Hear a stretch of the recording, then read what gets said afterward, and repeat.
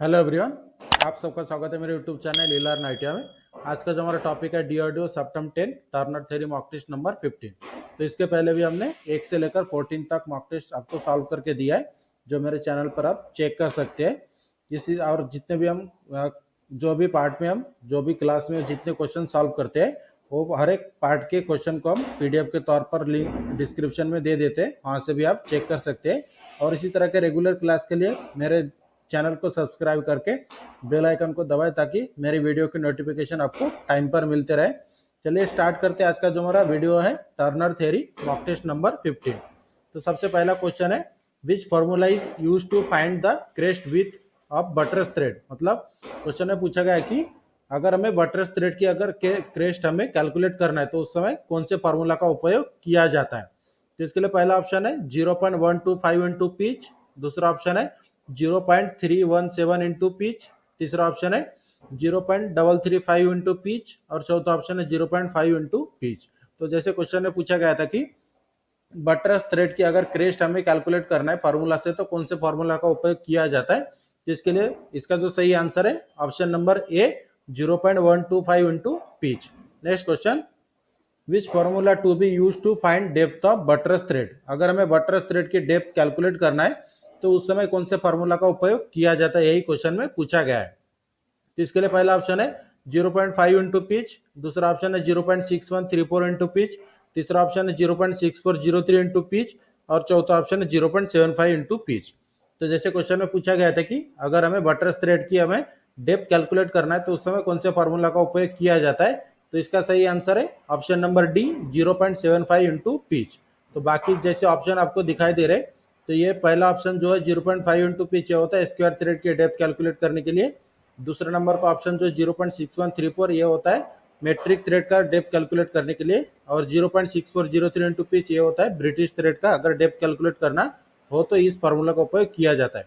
लेकिन हमारे क्वेश्चन में पूछा गया था कि बटरस थ्रेड का डेप्थ कैलकुलेट करना है, तो इसके लिए इसका सही आंसर है option number D 0.75 into pitch. Next question, what dose square, S Q मतलब स्क्वायर होता है 60 इंटू 9 इंडियन स्टैंडर्ड 4694 91968 मीन। मतलब ये जो क्वेश्चन में पूछा गया है कि जो साइज आपको दिखाया गया है स्क्वायर थ्रेड का 60 इंटू 9, तो इसका मीनिंग क्या होता है, यही क्वेश्चन में पूछा गया है। तो इसके लिए पहला ऑप्शन है स्क्वायर थ्रेड, जैसे स्क्वायर एस क्यू मतलब मैंने बोल दिया है कि स्क्वायर, तो square thread 60 mm diameter 9 mm pitch. दूसरा ऑप्शन है buttress thread 60 mm diameter 9 mm pitch.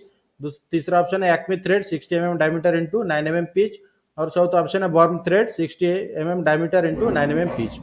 तो जैसे क्वेश्चन में पूछा गया था कि स्क्वायर थ्रेड का 60 इंटू 9 का मीनिंग क्या होता है, तो इसका जो सही आंसर है ऑप्शन नंबर ए square thread 60 mm diameter into 9 mm pitch. मतलब स्क्वायर थ्रेड का डायमीटर है हमारा 60 mm और उसका पिच कितना दिया गया है 9 mm। इसी का मीनिंग यही होता है जो क्वेश्चन में पूछा गया था। एस क्यू मतलब स्क्वायर 60 mm डायमीटर थ्रेड का और उसके मल्टीप्लाई में 9 mm उसका पिच है।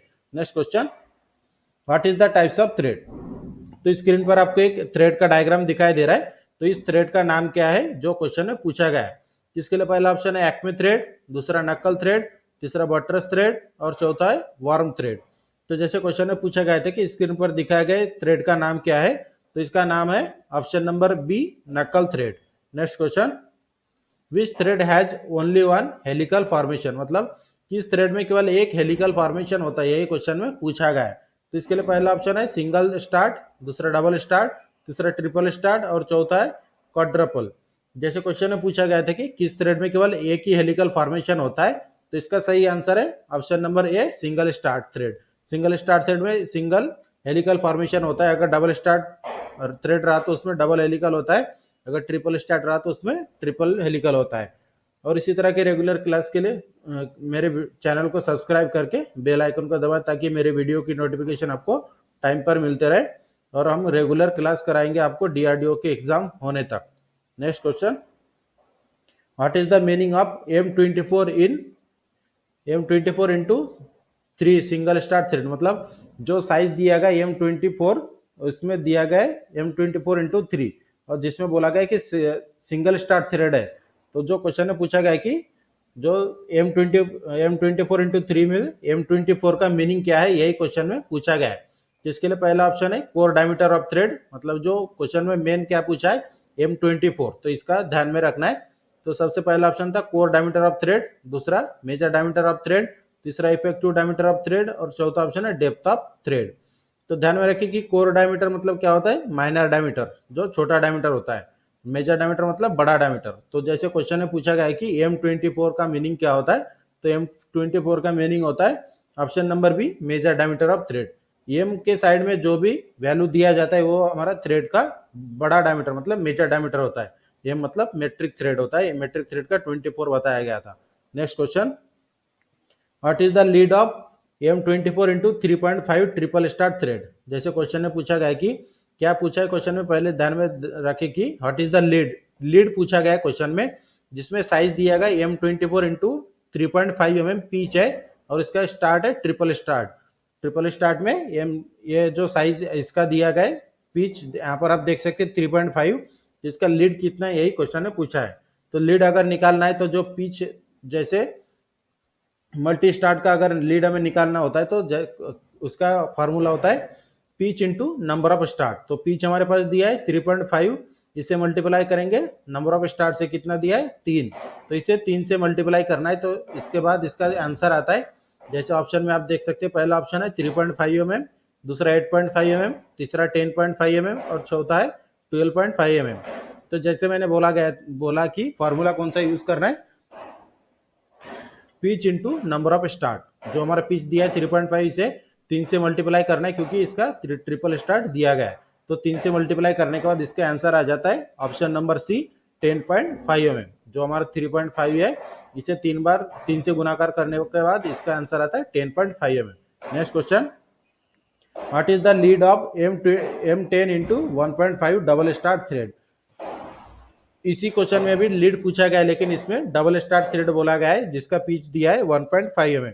तो जैसे इसके पहले के क्वेश्चन में मैंने बताया था किस तरह से कैलकुलेट करना है, उस तरह से कैलकुलेट करके आपको इसका आंसर निकालना है।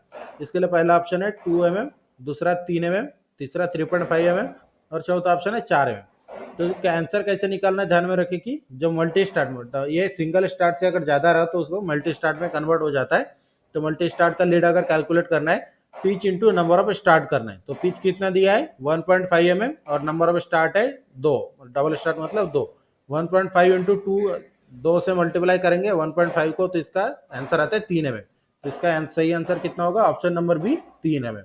Next question, how are multi start thread specified. Multi start thread को कैसे स्पेसिफाइड किया जाता है, यही क्वेश्चन में पूछा गया है। इसके लिए पहला ऑप्शन है bye starting diameter and pitch, मतलब इसका जो डायमीटर होता है डायमीटर और पिच से, या फिर दूसरा option by static diameter and angle of thread, मतलब इसका जो थ्रेड का डायमीटर और उसके एंगल से, या फिर तीसरा ऑप्शन है by static core diameter and pitch, मतलब माइनर डायमीटर और पिच के हिसाब से, या फिर चौथा ऑप्शन है by static diameter pitch and number of start, मतलब थ्रेड का डायमीटर पिच और नंबर ऑफ स्टार्ट से।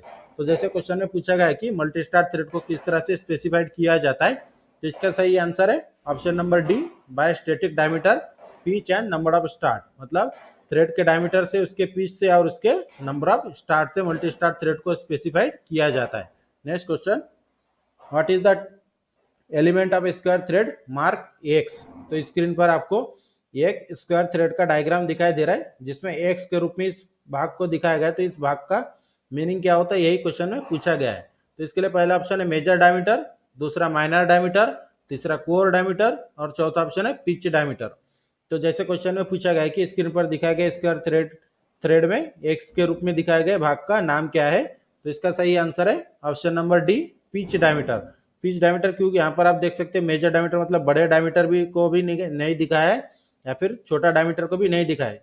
मेजर डायमीटर और माइनर डायमीटर के बीच के भाग को दिखाया गया है। तो मेजर डायमीटर और माइनर डायमीटर के बीच के जो डायमीटर होता है उसे बोला जाता है पिच डायमीटर, जो एक्स के रूप में दिखाया गया है। Next question, what is the element of square thread mark X. तो यहाँ पर भी एक स्क्रीन पर आपको स्क्वायर थ्रेड का डायग्राम दिखाया गया है जिसमें एक्स के रूप में इस भाग को दिखाया गया है। तो इसका नाम क्या है, यही क्वेश्चन में पूछा गया है। तो इसके लिए पहला ऑप्शन है थ्रेड विड्थ, मतलब थ्रेड की चौड़ाई, दूसरा थ्रेड का एंगल, तीसरा हेलिक्स एंगल, या फिर चौथा थ्रेड क्रेस्ट। तो जैसे क्वेश्चन में पूछा गया है कि स्क्रीन पर दिखाया गया स्क्वायर थ्रेड में एक्स के रूप में दिखाया गया भाग का नाम क्या है, तो इसका सही आंसर है option number C helix angle. Helix angle यहाँ पर आप देख सकते हैं थ्रेड का जो एक्सिस होता है, एक्सिस से एक 90 डिग्री में लाइन आता है और दूसरा थ्रेड के एंगल से एक लाइन आता है, तो दोनों लाइन को मिलाने के बाद जो एंगल बनता है उसे बोला जाता है helix angle. Next question, what is the formula for pitch diameter of thread. अगर हमें पिच डायमीटर अगर निकालना है तो उस समय कौन से फॉर्मूला का उपयोग किया जाता है, यही क्वेश्चन में पूछा गया है। इसके लिए पहला ऑप्शन है major diameter minus single depth, दूसरा ऑप्शन है major diameter minus two depth, तीसरा ऑप्शन है major diameter minus minor diameter, या फिर चौथा ऑप्शन है मेजर डायमीटर माइनस पिच। तो जैसे क्वेश्चन में पूछा गया है कि पिच डायमीटर अगर हमें कैलकुलेट करना है तो कौन सा फॉर्मूला का उपयोग किया जाता है, तो इसका आंसर है option number A major diameter minus single depth. Next question, what is the formula to calculate the core diameter of the square thread. Square thread का अगर कोर डायमीटर मतलब माइनर डायमीटर होता है, अगर स्क्वायर थ्रेड का minor diameter अगर हमें calculate करना है तो उस समय कौन से फार्मूला का उपयोग किया जाता है, यही क्वेश्चन में पूछा गया है। तो इसके लिए पहला ऑप्शन है major diameter minus two into depth, दूसरा ऑप्शन है major diameter minus minor diameter, तीसरा ऑप्शन है major diameter minus pitch diameter, या फिर चौथा ऑप्शन है major diameter minus depth of thread. तो जैसे क्वेश्चन में पूछा गया है कि स्क्वायर थ्रेड के अगर कोर डायमीटर की अगर हमें कैलकुलेट करना है कोर डायमीटर को, तो उस समय कौन से फार्मूला का उपयोग किया जाता है, तो इसका सही आंसर है option number A major diameter minus two into depth. जैसे क्वेश्चन में पूछा गया है कि कोर डायमीटर कंफ्यूज करने के लिए दिया जाता है, ध्यान में रखें कोर डायमीटर मतलब माइनर डायमीटर होता है। Next question, what is the name of the angle mark x in the thread cutting tool. यहाँ पर आपकी स्क्रीन पर एक थ्रेड कटिंग टूल का दिखाया गया है जिसमें एक्स के रूप में इस एंगल को दिखाया गया है, तो इस एंगल को कौन से नाम से जाना जाता है, यही क्वेश्चन में पूछा है। इसके लिए पहला ऑप्शन है फ्रंट क्लियरेंस एंगल, दूसरा साइड रेक एंगल, तीसरा फ्रंट रेक एंगल, और चौथा ऑप्शन है साइड क्लियरेंस एंगल। तो जैसे क्वेश्चन में पूछा गया था कि जो आपको स्क्रीन पर दिखाया गया है डायग्राम, इसमें थ्रेड कटिंग टूल का डायग्राम में जो एक्स के रूप में एंगल को दिखाया गया है, इस एंगल का नाम है option number A front clearance angle. Next question, what is the ratio between the pitch diameter and number of teeth of gear. Pitch के डायमीटर और गियर के दांतों की संख्या के बीच का अनुपात क्या कहलाता है, यही क्वेश्चन में पूछा गया है। तो इसके लिए पहला ऑप्शन है टूथ थिकनेस, दूसरा मॉड्यूल, तीसरा डिडेंडम, और चौथा ऑप्शन है एडेंडम। तो जैसे क्वेश्चन में पूछा गया है कि पिच डायमीटर और गियर के जो टीथ होते हैं इसके बीच के रेशो को क्या बोला जाता है, यही क्वेश्चन में पूछा था। तो इसका सही आंसर है option number B module. Next question, where the knuckle thread are use, मतलब नकल थ्रेड कहां पर यूज किया जाता है, उपयोग किया जाता है, यही क्वेश्चन में पूछा है। जिसके लिए पहला ऑप्शन है स्क्रू जैक, दूसरा कारपेंट्री वाइस, तीसरा रेलवे कैरेज कपलिंग, और चौथा ऑप्शन है डेड स्क्रू ऑफ लेथ। जैसे क्वेश्चन में पूछा गया है कि नकल थ्रेड का उपयोग कहाँ किया जाता है, तो इसका आंसर है option number C railway carriage coupling. Railway के जो कैरेज कपलिंग होते हैं वहां पर नकल थ्रेड का उपयोग किया जाता है। Next question, what is the included angle of Acme thread. Acme thread का एंगल क्या होता है, यही क्वेश्चन में पूछा है। जिसके लिए पहला ऑप्शन है 55 डिग्री, दूसरा 45 डिग्री, तीसरा 30 डिग्री, और चौथा ऑप्शन है 29 डिग्री। तो जैसे क्वेश्चन में पूछा गया था कि एक्मे थ्रेड का एंगल कितना होता है, तो एक्मे थ्रेड का एंगल होता है option number D 29 degree. Next question, which types of thread is used in the lead screw. Lathe machine के लीड स्क्रू में कौन से थ्रेड का उपयोग किया जाता है, यही क्वेश्चन में पूछा है। जिसके लिए पहला ऑप्शन है एक्मे थ्रेड, दूसरा बटरस थ्रेड, तीसरा नक्कल थ्रेड, और चौथा ऑप्शन है स्क्वायर थ्रेड। तो जैसे क्वेश्चन में पूछा गया है कि लेथ मशीन के लीड स्क्रू में कौन से टाइप के थ्रेड कटे होते हैं, तो इसका जो आंसर है option number A acme thread. Next question, how much angle is to be added for the lead angle of square thread as clearance to helix angle. जैसे क्वेश्चन में पूछा गया है कि हेलिक्स एंगल से निकासी के रूप में एक वक्राकार थ्रेड के मतलब स्क्वायर थ्रेड के लीड एंगल के लिए कितने एंगल जोड़ा जाना चाहिए, यही क्वेश्चन में पूछा है। इसके लिए ऑप्शन यहाँ पर आप देख सकते हैं, पहला ऑप्शन है 1 डिग्री 55 मिनट, यहाँ पर आप देख सकते हैं ये सिंबल आपको मिनट का सिंबल है। दूसरा ऑप्शन है 1 डिग्री 50 मिनट, तीसरा ऑप्शन है 1 डिग्री 45 मिनट, और चौथा ऑप्शन है 1 डिग्री 30 मिनट। तो जैसे क्वेश्चन में पूछा गया है कि कितने एंगल हम ऐड करने के बाद स्क्वायर थ्रेड का हेलिक्स एंगल बनता है, तो इसका जो सही आंसर है option number D 1 degree 30 minute. Next question, what is the angle of the BSW thread. तो क्वेश्चन में पूछा क्या क्या पूछा है, बीएसडब्ल्यू थ्रेड का एंगल क्या होता है। बीएसडब्ल्यू मतलब British standard Whitworth thread. तो इसके लिए पहला ऑप्शन है 60 डिग्री, दूसरा 55 डिग्री, तीसरा 29 डिग्री और चौथा ऑप्शन है 45 डिग्री। तो जैसे क्वेश्चन में पूछा गया है कि British standard Whitworth thread का एंगल कितना होता है, तो इसका सही आंसर है option number B 55 degree. Next question, how many start in the thread. Screen पर आपको एक डायग्राम दिखाई दे रहा है, जो थ्रेड का डायग्राम है। तो इसमें कितने स्टार्ट है यही हमें पहचानना है। तो इसके लिए पहला ऑप्शन है ट्रिपल स्टार्ट, दूसरा डबल स्टार्ट, तीसरा सिंगल स्टार्ट और चौथा है क्वाड्रुपल स्टार्ट। तो जैसे क्वेश्चन में पूछा गया है कि स्क्रीन पर दिखाए गए थ्रेड में कितने स्टार्ट है, यह हमें पहचानना था। तो इसका सही आंसर है ऑप्शन नंबर ये ट्रिपल स्टार्ट। तो पहचानना कैसे ट्रिपल स्टार्ट, तो यहाँ पर आप देख सकते हैं ये हमारा एक स्टार्ट है, ये दूसरा स्टार्ट, ये हमारा तीसरा स्टार्ट। तो स्क्रीन पर जो थ्रेड था इसमें इस तरह से स्टार्ट को पहचाना जाता है। Next question, which types of thread has a higher mechanical advantage. किस प्रकार के थ्रेड का मैकेनिकल एडवांटेज अधिक होता है, यही क्वेश्चन में पूछा है। तो इसके लिए पहला ऑप्शन है वी थ्रेड, दूसरा एक्मे थ्रेड, तीसरा स्क्वायर थ्रेड और चौथा बटरस थ्रेड। तो जैसे क्वेश्चन में पूछा गया है कि किस प्रकार के थ्रेड का मैकेनिकल एडवांटेज अधिक होता है, तो इसका सही आंसर है option number C square thread.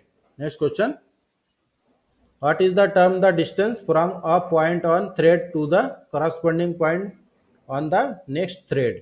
तो जैसे क्वेश्चन में पूछा गया है कि थ्रेड के एक बिंदु से अगले थ्रेड पर संबंधित बिंदु तक की दूरी क्या कहलाता है, यही क्वेश्चन में पूछा गया है। तो जो इस क्वेश्चन को हम थोड़ा सिंपल कर देते हैं। जैसे क्वेश्चन में पूछा गया क्या पूछा गया कि थोड़ा क्वेश्चन को समझ लेना है। सबसे पहले थ्रेड के एक सेंटर पॉइंट से दूसरे थ्रेड के सेंटर पॉइंट तक की दूरी को क्या कहा जाता है, यही क्वेश्चन में पूछा है। कंफ्यूज नहीं होना है क्वेश्चन में, ध्यान में रखिए बात। अगर क्वेश्चन समझ में नहीं आ रहा है तो इसको एक से दो बार पढ़े ताकि आप क्वेश्चन समझ सकते। तो इसके लिए पहला ऑप्शन है डेप्थ, दूसरा इफेक्टिव डायमीटर, तीसरा पिच और चौथा है माइनर डायमीटर। तो जैसे क्वेश्चन में पूछा गया है कि थ्रेड के एक सेंटर पॉइंट से दूसरे थ्रेड के सेंटर पॉइंट तक की दूरी को क्या कहा जाता है, तो इसका सही आंसर है ऑप्शन नंबर सी पिच। ध्यान में रखिए कि पिच का डेफिनेशन क्या होता है, एक थ्रेड के सेंटर पॉइंट से दूसरे थ्रेड के सेंटर पॉइंट तक की दूरी को क्या कहा जाता है, पिच।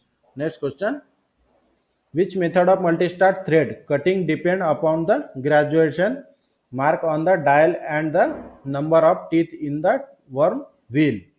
क्वेश्चन में क्या पूछा गया है कि मल्टीस्टार्ट थ्रेड कटिंग की कौन सी विधि डायल पर अंकित ग्रेजुएशन और वर्म व्हील में दांतों की संख्या पर निर्भर करती है। क्वेश्चन बहुत ही अच्छा है, इसको थोड़ा ध्यान में पढ़े, ध्यान से पढ़े और समझ ले पहले सबसे पहले क्वेश्चन क्या पूछ रहा है। तो इसके लिए पहला ऑप्शन है थ्रेड चेसिंग डायल मेथड, दूसरा method by moving the top slide, तीसरा ऑप्शन है method using slotted face plate और चौथा ऑप्शन है dividing the first drive method. तो क्वेश्चन में क्या पूछा गया है कि मल्टीस्टार थ्रेड की अगर कटिंग करते समय कौन सी विधि डायल पर ग्रेजुएशन और वर्म व्हील में दांतों की संख्या पर निर्भर करती है। तो इसका सही आंसर है ऑप्शन नंबर ए थ्रेड चेसिंग डायल मेथड। जो लीड स्क्रू के ऊपर आप लेथ मशीन में देख सकते हैं थ्रेड चेसिंग डायल होता है, उस मेथड का उपयोग करके ये जो क्वेश्चन में पूछा गया था इसका सही आंसर है thread chasing dial method. Next question, which types of trapezoidal thread is used in places where motion is to be transmitted between shaft at right angle. किस प्रकार के ट्रापेजियल थ्रेड का उपयोग उन स्थानों पर किया जाता है जहां गति को शाफ्ट के बीच समकोण पर प्रसारित किया जाना होता है। तो इसके लिए पहला ऑप्शन है एक्मे थ्रेड, दूसरा बटरस थ्रेड, तीसरा शॉर्ट टूथ थ्रेड और चौथा ऑप्शन है वर्म थ्रेड। तो क्वेश्चन में क्या पूछा गया था कि किस प्रकार के ट्रापेजियल थ्रेड का उपयोग उन स्थानों पर किया जाता है जहां गति को शाफ्ट के बीच राइट एंगल पर प्रसारित किया जाना होता है। तो इसका सही आंसर है option number D worm thread. Next question, what is the term of thread the advancement of matching part in on complete rotation. एक पूर्ण रोटेशन में मिलने वाले भाग की प्रगति थ्रेड की अवधि क्या है। क्वेश्चन में क्या पूछा गया है, थोड़ा ध्यान से पढ़े कि क्वेश्चन में पूछा गया है कि जो हमारा थ्रेड होता है, थ्रेड में अगर हम उसे एक रोटेशन पूरा घुमाए तो वो जो दूरी तय करता है उसे क्या बोला जाता है, यही क्वेश्चन में पूछा गया है। इसके लिए पहला ऑप्शन है पिच, दूसरा डेप्थ, तीसरा हेलिक्स एंगल और चौथा है लीड। तो क्वेश्चन में जैसे पूछा गया था कि एक पूर्ण रोटेशन में मतलब थ्रेड को अगर एक बार हम पूरा घुमाए तो वो जो दूरी तय करती है उस दूरी को क्या कहा जाता है, यही क्वेश्चन में पूछा गया है।